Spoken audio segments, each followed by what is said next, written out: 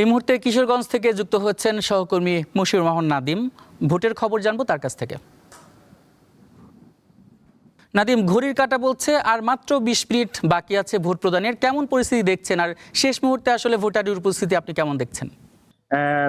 এখানকার যে পরিস্থিতি, যেটা দেখা যায় যে আমি এখানকার যে প্রিজাইডিং কর্মকর্তা রয়েছে তার সাথে কথা বলে যেটা জানতে পেরেছি যে এখানকার যে কেন্দ্রটি রয়েছে এখানে 1953টি ভোট রয়েছে, যেখানে 1253টি এই পর্যন্ত ভোট পড়েছে। সকাল থেকে এখানে সকাল 7টা থেকে এখানে মানুষ ভোট দেওয়া শুরু করেছে। প্রিজাইডিং কর্মকর্তা যেটি বলেছেন যে 4:30 পর্যন্ত এখানে ভোট চলবে বলে জানিয়েছেন। আমি যদি আপনাকে সার্বিক কিশোরগঞ্জের 6টি আসনের প্রার্থী রয়েছে 48 জন, এবং সার্বিক অবস্থা যদি বলি ভোটার সংখ্যা যে কিশোরগঞ্জ জেলায় মোট ভোট রয়েছে 27,27,000।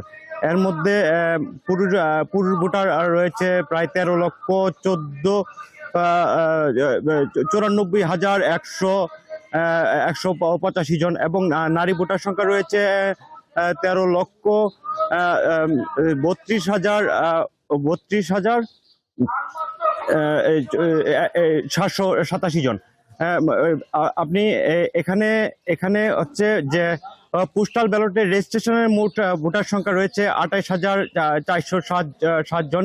জেলায় মোট ভোট কেন্দ্র যদি আপনার 913টা ভোট কেন্দ্র রয়েছে, এবং এখানকার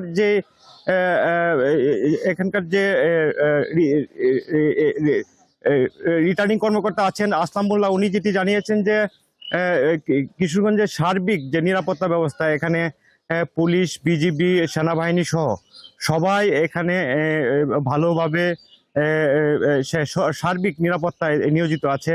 এখানে আমি যদি একটু জানিয়ে রাখি যে এখানে সেনাবাহিনীর সংখ্যা আছে যে আপনার 1,573 জন, আপনার বিজিবি আছে প্রায় 20 প্লাটুন, 30 জন করে 20 প্লাটুন, এবং পুলিশ আছে 2,500-এর উপরে।